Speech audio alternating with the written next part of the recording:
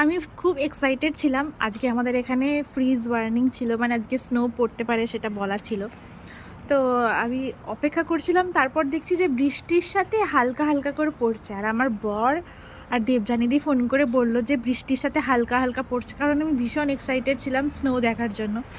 তো চলো এই স্নোতে একটু হেঁটে আসি, দেখি বৃষ্টির সাথে স্নোটা ফিল করতে পারি কিনা।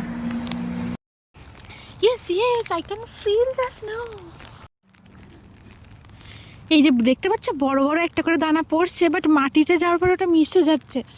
স্নোটা এমন পড়ছে এখানে। যাই এইদিকে একটু হেঁটে আসি, দেবযানীদির সাথে দেখা করে আসি একটু।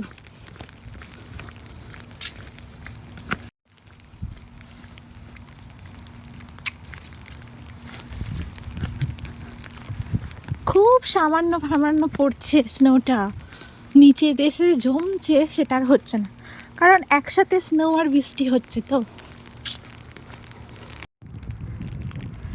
বৃষ্টির সাথে সাথে পড়ছে এখানে, বুঝতে পারছো স্নোটা এখানে কিন্তু ভালোই পড়ছে।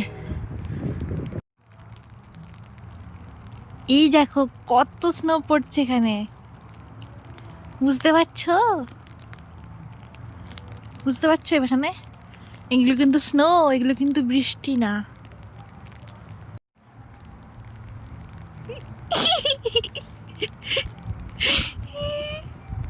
কত স্নো পড়ছে, এই দেখো ছাতা নিয়ে আড়াল করে। এই দেখো সামনেই ডাস্টবিনটা, সামনে কত পড়ছে দেখতে পাচ্ছ? তোমাকেই বলছি।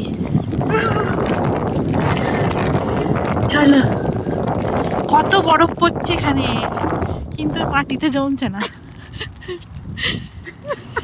সত্যি এই জায়গাটা অনেক পড়ছে, বাট এখানে বোঝা যাচ্ছে না। অ্যাকচুয়ালি এখানে অনেক বরফ পড়ছে, মানে অনেক পড়ছে না, আই মিন বৃষ্টির সাথে সাথে পড়ছে, যেটা মানে খালি চোখে দেখা যাচ্ছে, ক্যামেরাতে অতটা ধরা পড়ছে না আর কি।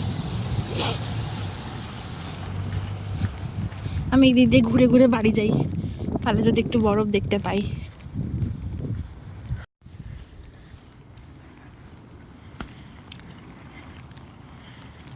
थोड़ा थोड़ा स्नो गिर रहा है। আমি এখন বাড়ি চলে এসেছি। দেখলাম বাইরে খুবই মানে হালকা স্নো পড়ছে, যেটা হাত দিয়ে হয়তো ফিল করা যাচ্ছে না, বাট যখন পড়ছে সেটা চোখে দেখা যাচ্ছে, ক্যামেরাতে হয়তো অতটাও ভালো আসছে না। কিন্তু যেহেতু খুব ঠান্ডা লাগছিলো তাই আমি বাড়ি চলে এসেছি। মানে কি বলবো, প্রচণ্ড ঠান্ডা লাগছিলো, হাত পা পুরো কেটে যাচ্ছে। তো এখন ওয়েট করছি, যে খুব বেশি এক্সাইটেড যে বেশি স্নো যদি পড়ে সেটা দেখার জন্য। আপাতত দেখা যাক, এটাই এনজয় করি বসে বসে। ভিডিওটা কেমন লাগলো সবাই কমেন্ট করে জানিও। Tata, bye bye.